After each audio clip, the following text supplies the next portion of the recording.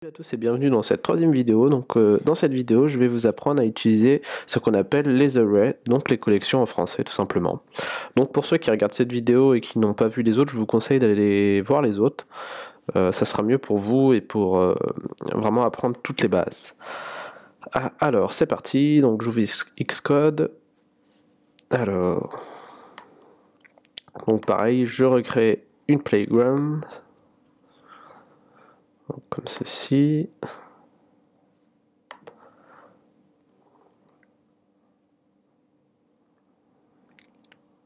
Alors, je vais mettre en plein écran, j'attends juste que Playground s'ouvre entièrement. Donc oui, dans la fin de la deuxième vidéo, je vous ai expliqué un peu l'intérêt de l'array. Donc là, je vais vraiment vous expliquer tout avec des exemples concrets. Donc un array, pareil, de toute façon, ça s'écrit de la même structure que les autres objets. Donc on utilise var. Donc notre array, on l'appelle comme on veut. On peut l'appeler par exemple série âge, voilà, comme ceci.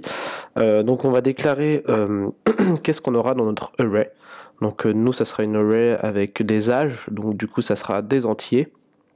Donc int, donc avec crochet int, comme ceci. Voilà. Et pour créer une collection, donc il faut ouvrir un crochet. Et là, on va taper tous les âges qu'on veut, donc 24, 18, séparé d'une virgule, 32, 60 et 55 par exemple. On ferme les crochets. Donc voilà, donc là on vient de créer une array. Donc c'est-à-dire qu'à partir d'une variable, on a ajouté plusieurs éléments dedans, tout simplement. Donc l'intérêt de faire ça, c'est comme je vous expliquais dans la vidéo 2, au lieu d'écrire, si vous voulez, toute une série de variables, donc var age int, et donc je vais réécrire les mêmes âges. Donc là je vais faire à ce moment-là âge 1, je vais recopier ceci. Excusez-moi, j'ai oublié les deux petits points. Donc voilà, quand vous oubliez, de toute façon Apple vous suggère. Là, il ne même pas, là il suggère n'importe quoi. Donc voilà, j'ai simplement oublié les deux petits points. Donc voilà, donc H2. Donc l'âge 2 c'est 18. Au lieu de faire ceci, comme je vous disais à chaque fois, si imaginons vous avez énormément de personnes à répertorier, vous pouvez tout simplement faire comme je viens de faire, utiliser un array. Ah, excusez-moi, j'ai recopié la même bêtise. Donc là, je vais simplement rajouter un petit point, voilà, comme ceci.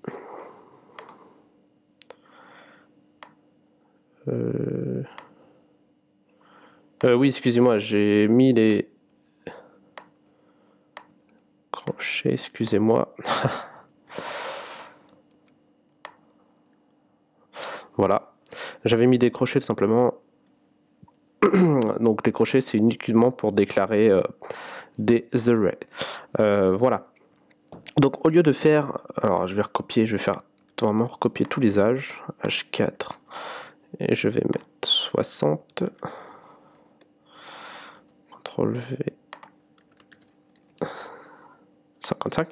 Donc vous voyez, au lieu de créer à chaque fois 5 variables, 24, 18, etc., vous pouvez en une seule variable intégrer tous les âges. Et après, on va pouvoir, avec les fonctions que je vais vous montrer, déterminer, récupérer tel âge à telle position. Donc je vais écrire le red dans la console. Donc on va utiliser print. Oups. Print. Du coup, on l'a appelé série âge, comme ceci. Donc là, je vais démarrer. Voilà, comme ceci. Normalement, le temps que ça se rafraîchisse. On a une fonction aussi qui s'appelle count, qui permet de détecter le nombre d'objets qu'on a dans notre array. Donc, je vais vous montrer comment ça s'utilise. Print, donc pareil, on va écrire série âge .count, et ça va permettre de détecter automatiquement le nombre d'objets qu'on a. Donc vous voyez dans la console en bas, ça nous dit 5, parce qu'on a bien effectivement 5 objets. Alors après, ce qu'il faut savoir, c'est que l'index, donc au niveau de la position, donc là de l'âge dans l'array, donc ce qu'il faut savoir, c'est que ça commence par 0. Donc l'indexage d'Apple, ça commence par 0. Donc si vous voulez, 24 sera la position 0 dans la collection. 18 sera la position 1, 2, 3, 4. Donc voilà, je vais vous montrer après, quand on va vouloir aller chercher par exemple un âge dans à telle position, il faudra bien savoir que le 24, l'âge 24, c'est la position 0 et pas la position 1, comme on pourrait croire. Donc voilà, c'est juste pour vous préciser, parce que voilà. Donc si on veut par exemple insérer un âge, tout simplement, à telle position particulière, donc si on veut rajouter à la position 0 un nouvel âge, donc on utilise la fonction insert, donc on tape, donc nous on l'a appelé série âge point insert. Vous voyez, comme je vous disais, ça détecte automatiquement. Alors attendez, je vais le retaper.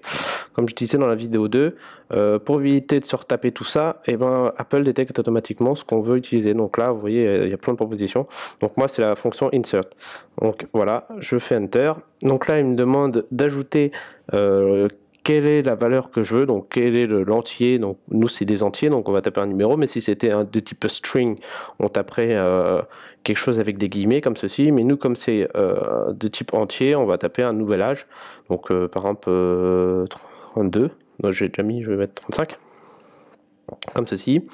Et à quelle position? Donc par exemple, si on veut la mettre au début, on met 0, tout simplement. Voilà. Donc là, si je fais un nouveau print, donc là, je vais réimprimer. Oups. Voilà. Donc là, on a bien, donc au début, le processeur il vient dire print age, print series age, donc ce qu'on a déclaré au début. Après, on vient calculer le nombre d'objets, donc on en détecte bien 5. Et après, comme on vient faire une insertion, on passe du coup à 6 objets. Donc là, si je réécris cette fonction qui permet de détecter le nombre d'objets dans notre collection, donc là maintenant on en a bien 6. Donc voilà. Ça, c'est cette petite fonction qui permet d'insérer à telle position particulière. Après, on a la fonction qui permet, donc là c'est vraiment pour, si on voulait insérer un objet à la position 2, si vous voulez, ça remplace pas l'objet de la position 2, ça décale tout. Vous voyez un peu ce que je veux dire? C'est-à-dire si là maintenant, le 24 est passé en position 1, et l'âge 35 qu'on a inséré ici est passé position 0. Donc voilà. Donc après, on a une fonction qui permet de supprimer un objet dans la collection. Donc c'est la fonction remove, et après on peut choisir quelle position, donc first, last, donc la première, l'âge qui est en premier, l'âge qui est en dernier, ou tout supprimer, tout simplement raser notre collection et après réécrire notre collection. Donc on peut utiliser cette fonction, donc on tape series age tout simplement, point remove, donc vous pouvez taper le début, et vous voyez ça vous propose toutes ces fonctions, remove. Donc nous on peut utiliser donc remove at, c'est pour supprimer tel objet à telle position, donc il faut simplement préciser quelle position dans la collection. Donc si je mets ça et que je mets la position 0, ça va resupprimer le numéro 35 qu'on a ajouté juste avant.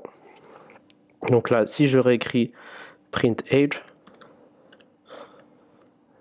alors série age, comme ceci, ça va avoir supprimé 35 qu'on a ajouté juste au-dessus. Donc si je réécris print series age, excusez-moi, si j'écris print pour calculer le nombre d'objets, on va bien retomber à 5. Parce que du coup, on a supprimé telle position. Si je mets 4, oups, si je mets 4, ça va avoir supprimé. Donc 0, 1, alors on a 35 qui est 0, 1, 2, 3, 4. Ça va avoir supprimé 60. Comme vous pouvez le voir. Donc voilà, donc je vais remettre 0 comme ça. Comme ceci. Donc après, on a la fonction series.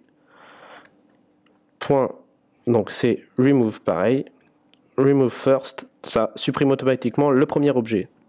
Donc là, ça va supprimer, comme on a supprimé juste au-dessus le 35, ça va supprimer là le 24. Je vais réécrire printage, alors je vais séparer.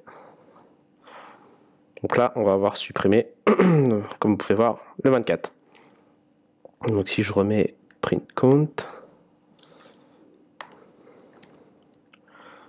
supprimer, je vais séparer tout à chaque fois.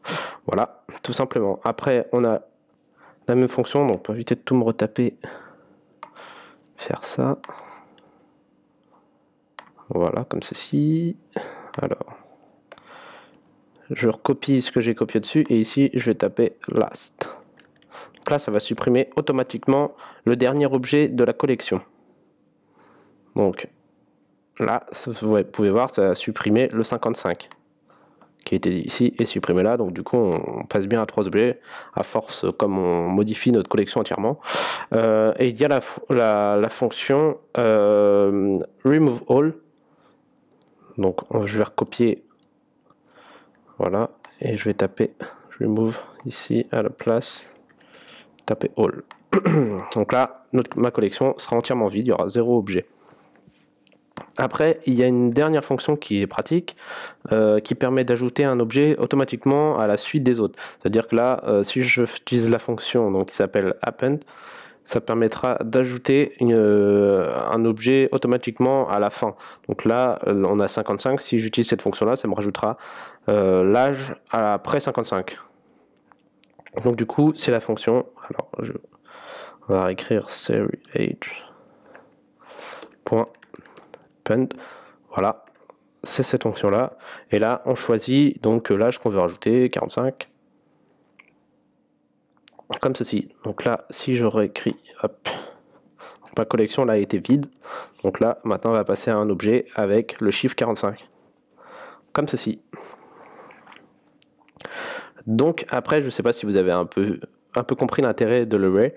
Voilà, le principal intérêt, c'est que vous pouvez vraiment ajouter, supprimer des choses très facilement, ce que vous ne pouvez pas faire avec une variable. Une fois que votre variable est créée en dur, on ne peut pas créer de variable depuis notre programme interactif, si vous voulez. On est vraiment obligé de le taper en programme. Là, grâce à cette fonction, on peut vraiment ajouter des choses très facilement. Donc voilà, et quand on a énormément d'objets à gérer, c'est vraiment très très simple d'utiliser l'array, est très très pratique surtout. Donc voilà, je vais vous montrer par exemple un exemple qui permet d'utiliser une phrase. On va utiliser un array de type string. Voilà, je vais écrire une variable avec, ça va être série non. Donc ça va être deux points de type string, comme ceci.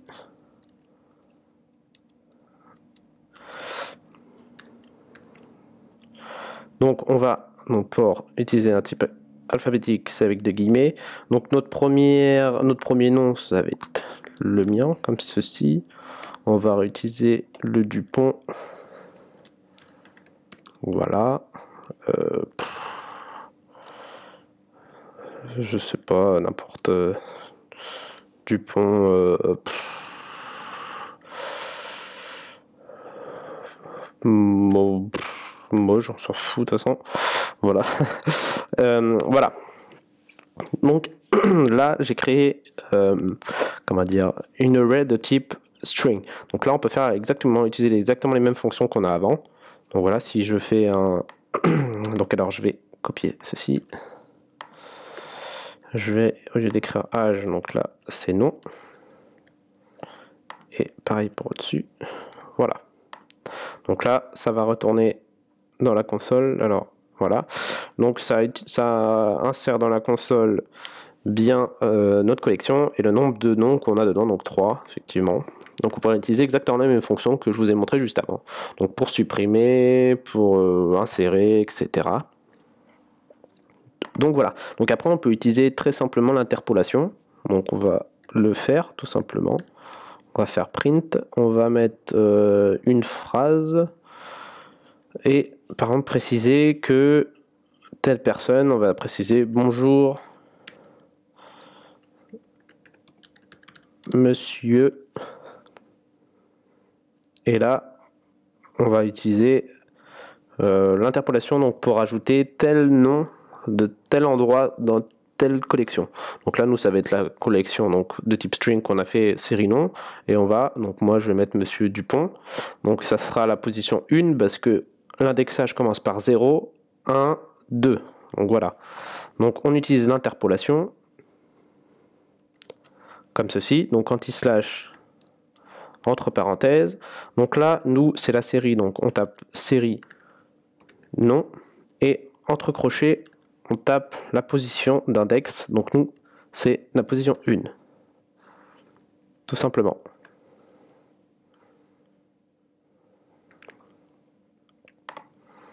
Alors,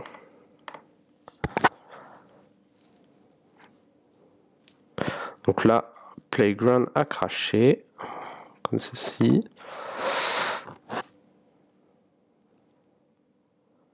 Alors, est-ce que ça va bien? Pas affiché. Donc, il y a vraiment des bugs de Playground. Je sais vraiment pas pourquoi là ça ne veut pas s'afficher. Ça a craché juste avant. Alors attendez, je vais supprimer tout ça.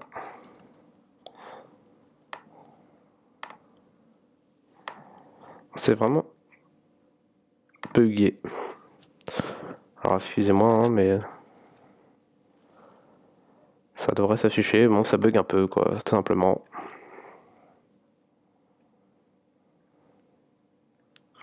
Je vais redémarrer le projet, tout simplement.